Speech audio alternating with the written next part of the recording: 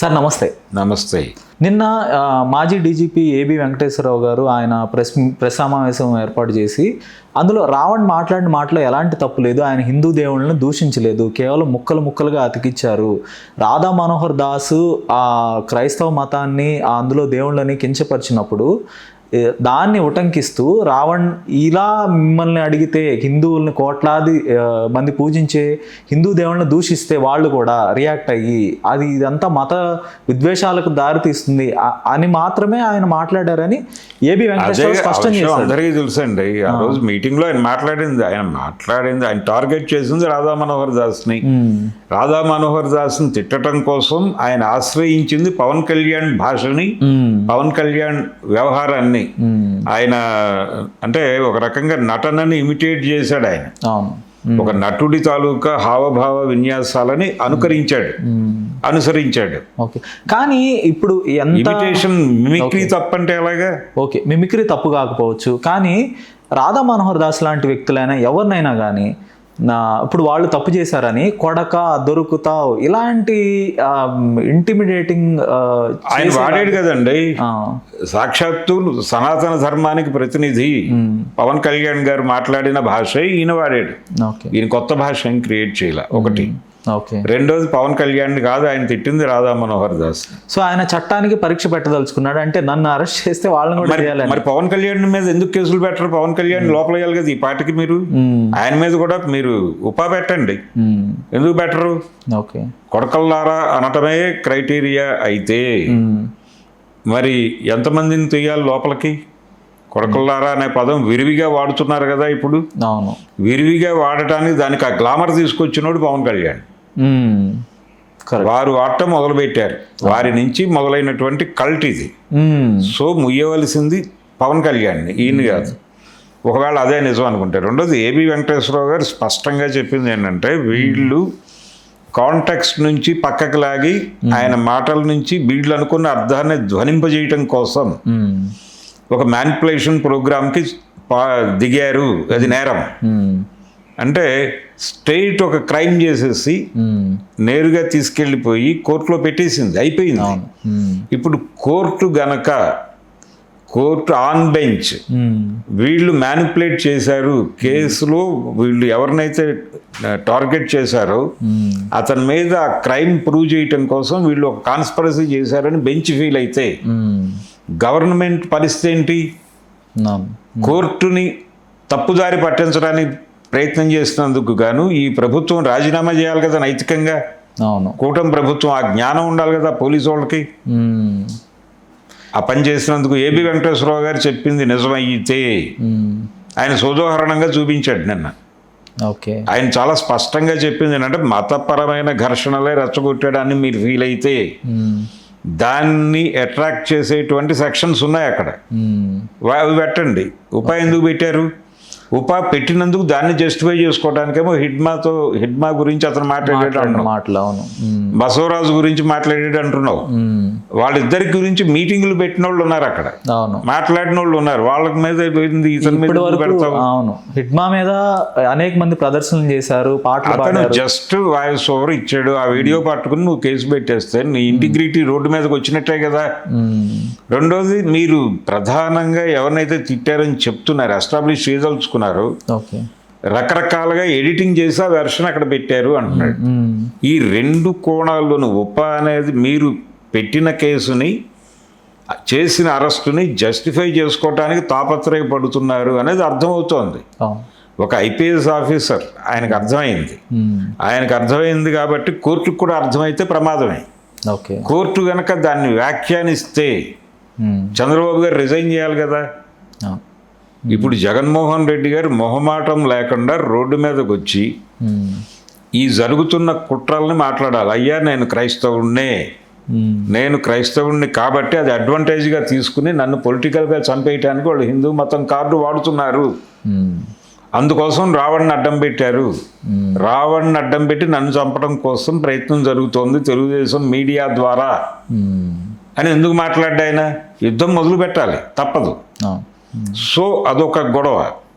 రెండోది, రావణ్ అన్నాడు అని చెప్పి వీళ్ళు కోర్టుని నమ్మించే ప్రయత్నం చేస్తున్నారు. సాక్షాత్తు ఒక ఐపీఎస్ ఆఫీసర్ మాట్లాడాడు, అవును. కోర్టులో వీళ్ళ ఇంటిగ్రిటీ పోయింది, ఆల్రెడీ వీళ్ళ క్రెడిబిలిటీ పోయింది. సో దీని మీద ఒక కమిషన్ వేయాలి కేంద్ర ప్రభుత్వం. ఆంధ్రప్రదేశ్లో జరుగుతున్నటువంటి లా అండ్ ఆర్డర్ కండిషన్, కోర్టుల్ని తప్పుదోవ పట్టించడం, మిస్లీడ్ చేయటం కోసం వీళ్ళు చేస్తున్నటువంటి దుర్మార్గాలని మీద ఒక కమిషన్ వేసి వీళ్ళ ఇంటిగ్రిటీ ఏంటో తేల్చండి. ఈ ప్రభుత్వానికి పరిపాలించే రైట్ లేదు, వీళ్ళు రాజ్యాంగ సంస్థలని వీళ్ళ ఇష్టానికి వాడేసుకుంటున్నారు, వీళ్ళకి పరిపాలించే హక్కు లేదు, మేము కేంద్ర ప్రభుత్వానికి కంప్లైంట్ చేస్తున్నాం అని ఒక ప్రతినిధి బృందం ఢిల్లీ వెళ్ళాలి కదా ఈ పాటికి. ఓకే, జగన్ ఇంకొంచెం యాక్టివేట్ అవ్వాల్సిన అవసరం ఉంది. ఓకే, మనోభావాలు దెబ్బతిన్నాయి. వాళ్ళు మాట్లాడిన మాటలకి, శ్రీధర్ రెడ్డి మాట్లాడిన మాటలు కావచ్చు, ఇంకొకళ్ళు మాట్లాడిన మాటలు కావచ్చు, మాకు సంబంధం లేని వ్యవహారంలో మమ్మల్ని లాగి మాట్లాడుతున్నారు. మేం డబ్బులు ఇవ్వటం ఏమిటి అతనికి మేము ఫండ్ చేయటం ఏంటి, ప్రూవ్ చేయగలరా మీరు, ప్రూవ్ చేయండి అని చెప్పి రోడ్డు మీదకి వచ్చి గొడవ పడాల్సిన అవసరం ఉంది కదా. మా మనోభావాలు గాయపడ్డాయని వీళ్ళు కూడా ఒక 250 స్టేషన్లలో కేసులు పెట్టి చంద్రబాబుతో సహా పవన్ కళ్యాణ్ని కూడా లింక్ చేసేసి వాళ్ళని ముయ్యండి, లేకపోతే మేము ఇక్కడే రోడ్డు మీద కూర్చుంటాం అని ప్రోగ్రామ్ చేసి ఏంటి ఏపీలో కండిషను. జగన్మోహన్ రెడ్డి చాలా సైలెంట్గా ఉంటున్నాడు కాబట్టి మీరు నోటుకు వచ్చినట్టు మాట్లాడతారా? ఇదేమిటి అంటే ఎవరినైనా జగన్మోహన్ రెడ్డి ఫండ్ చేస్తున్నాడని మాట్లాడతావా? యావనాలు వాళ్ళని అంటే మతం అనే ఒక ఏరియాకి వచ్చేసరికి జగన్ చాలా వల్నరబుల్ గా తయారు చేశారు. వీళ్ళు తయారు చేయటం సెక్యులర్ రాజ్యాంగం ప్రకారం వ్యతిరేకం, యాంటీ కాన్స్టిట్యూషనల్ ఈ బ్యాచ్ అంతా. వీళ్ళందరినీ టార్గెట్ చేసుకోవటాలు. ఆవిడ ఎవరండి? ఆవిడ టార్గెట్, ఆవిడ బుర్రలో ఉన్నది లక్ష్యం, జరిగిన దాంతో ఆవిడకి సంబంధం లేదు. ఆవిడ పొలిటికల్ వ్యూహం మాట్లాడుతోంది. అక్కడికి వచ్చి టీవీ ఛానల్ డిబేట్లోకి వచ్చి రేవంత్ రెడ్డి ఫండ్ చేస్తున్నాడు రావణ్కని ఎలా మాడుతుందండి ఆవిడ? ఏమైనా కనీసపు జ్ఞానం ఉండాలి కదా. అంటే నీకు ఒక చోట కనెక్ట్ అయిపోతుంది నీ ప్రయోజనం అది. నువ్వు బీజేపీ వాడి దగ్గర డబ్బులు తీసుకున్నావు, నీ బతుకు అక్కడ ఉంది, నువ్వు అమ్ముడుపోయి ఆడెవడికో డబ్బులు ఇస్తున్నాడు రేవంత్ రెడ్డి అని మాట్లాడతావు నువ్వు, నీ నోటికి వచ్చినట్టు. ఎలా గురువింద గింజకి తన కింద నలుపు తెలియదు. మొత్తం బ్యాచ్ అంతా సోల్డ్ అవుట్. వీళ్ళందరూ తెల్లారు లేస్తే వాళ్ళ దగ్గర నుంచి వచ్చే డబ్బులు మీద బతికే బ్యాచ్ ఇది. వీళ్ళు ఊళ్ళో ప్రతివాడు డబ్బులు తీసుకున్నాడు మాట చెప్పు తీసుకోవటాలు కదా వీళ్ళని. ఇది పరిస్థితి. ఇప్పుడు జనాలు రకరకాల సమస్యలతో చస్తున్నారు. అవును, రావణ్ కేసు మీద బతకట్లేదు కానీ రాజకీయం రావణ్ కేసు చుట్టూ తిప్పుతున్నారు వీళ్ళు వాంటెడ్గా. 2 రాష్ట్రాలకి చుట్టే ప్రయత్నం. అంటే ప్రజలను కూడా ఎలా అర్థం చేసుకోవాలి సార్? ఇప్పుడు మీడియా ఛానళ్ళు అన్నీ కూడా ఇలాంటి రావణ్ అరెస్ట్ అని, లేదంటే జ్ఞానేశ్వరి మిస్సింగ్ కేసు అని, ఇలాంటి వాటిని హైలైట్ చేసింది తప్ప ఎక్కడ ప్రజా సమస్యలు. అసలు media in total sold out అండి. మీడియాకి ఇంటిగ్రిటీ అక్కడ చచ్చింది ఈ దేశంలో. మీడియా కొని వాళ్ళ దొడ్లో కట్టేసి వాళ్ళు ఏది జనాలకి ఇది చెప్పండి రా ఈ రోజు అని డైరెక్షన్ ఇస్తాడు. ప్రజలకి ఈ రోజున మీరు ప్రజల బుర్రల్ని ఇలా డ్రైవ్ చేయండి, సాయంత్రం లోపు మళ్ళీ మీటర్ చూస్తాడు. ఏమంటే మీరు 40% నడపగలిగారు, ఓకే, కాబట్టి మీకు ఈ నెల ఇవ్వాల్సిన డబ్బులు ఇవ్వమంటే అదేంటి పరిస్థితి వీళ్ళందరిది. అందుకని టోటల్ డిపెండెన్సీ వాళ్ళకి అమ్ముడిపోయి బతుకుతున్నారు వీళ్ళు. అనవసరంగా యూట్యూబర్స్ని వీళ్ళని పేటీఎం అంటున్నారు కానీ అసలు అవి అకౌంట్లే. అవును, నేరుగా. అవును, పేటీఎం కూడా కాదు, నేరుగా అకౌంట్కి అకౌంట్లో. కాబట్టి ప్రపంచం చాలా కలుషితం అయిపోయి బతుకుతున్నారు. ఎవరి ప్రయోజనాలు వారు, ఎవడి మీద ఏ బురద అయినా ఎలాగైనా వేయడానికి సిద్ధపడిపోయారు. గుడ్లు కూడా తీసుకుని తిరుగుతున్నారు అందరూ నగ్నంగా. కాబట్టి నాకు పర్టికులర్గా ఆ డిబేట్లో అంటే దీన్ని 2 తెలుగు రాష్ట్రాలకే చుట్టే ప్రయత్నం చేస్తున్నారు. ఇదొక దారుణం. వాళ్ళు వచ్చి ఇక్కడికి వచ్చి అరెస్ట్ చేసి తీసుకెళ్ళటం ఏంటని మాట్లాడట్లేదు ఎవడు. అది వెళ్ళిపోయింది. అది వెళ్ళిపోయి అసలు రేవంత్ రెడ్డి ఉన్నాడు ఆయన వెనకాలని మాట్లాడిస్తున్నాడు. ఏం చెప్పాలి ఆవిడకి? డబ్బులు ఇచ్చి మాట్లాడిస్తున్నాడు. ఓవైపు వాళ్ళు డబ్బులు తీసుకుంటా. అదే కదా, వాళ్ళకి ఇంటిగ్రిటీ లేదు, ఊళ్ళో ఎవరికి ఇంటిగ్రిటీ లేదని వీళ్ళు మాట్లాడతారు. కాబట్టి దొంగని దొంగ అని అరిచినట్టు ఈ దొంగలందరూ చేరి ఇంకెవడనో దొంగ చేయటానికి వీళ్ళ దొంగ బతుకు ఎవరికి తెలియదు అనుకుని ఓకే. నోరు తెరిచి మాట్లాడటం అనేది దుర్మార్గం. జనాలు గమనిస్తున్నారు, జనాలకు తెలిసి వీళ్ళ బతుకులేంటో, వీళ్ళేంటో, వీళ్ళ ఛానల్స్ ఏంటో, వీళ్ళు ఎందుకు ఇప్పుడు హిందూ రక్షక దళాలుగా మారుతున్నారు. కొత్తగా మారారు, కొత్తగా మారిన జర్నలిస్టులు కూడా కనపడుతున్నారు సార్. అదేదో ఆరుద్ర గారి వాక్యం ఒకటి ఉంటుంది, కొత్త మతం పుచ్చుకుంటే గుర్తులు ఎక్కువ అని. అవును. అలా వీళ్ళు ఇప్పుడు హిందుత్వ పుచ్చుకుని వీళ్ళంత అంటే సనాతన ధర్మానికి హిందూ మతానికి ఉన్న తేడా కూడా తెలిసావదు వీళ్ళకి. అవును. నోటికి వచ్చినట్టల్లా మారతారు పెద్ద జ్ఞానులాగా.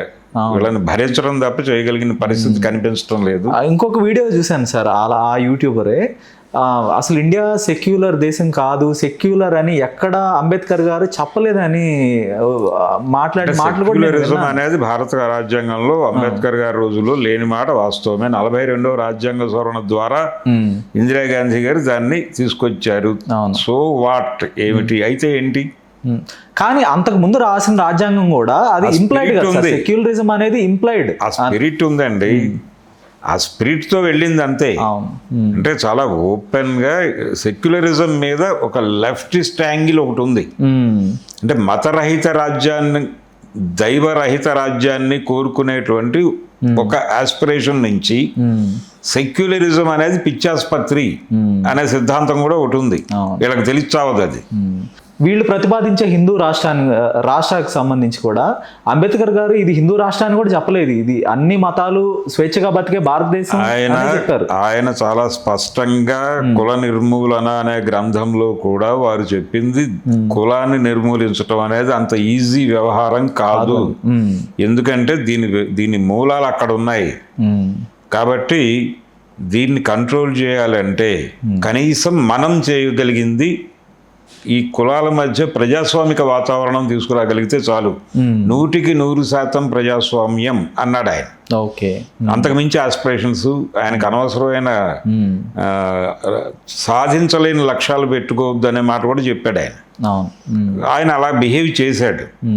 అయితే నేను ఇందాక చెప్పినట్టుగా సెక్యులరిజం అంటే మత విశ్వాసాలు కలిగినటువంటి నలుగురిని అకామిడేట్ చేయటం అనుకుంటే, మతం అనేదే పిచ్చి అనుకుంటే, ఒక పిచ్చివాడు పక్క పిచ్చివాడిని యాక్సెప్ట్ చేయడు.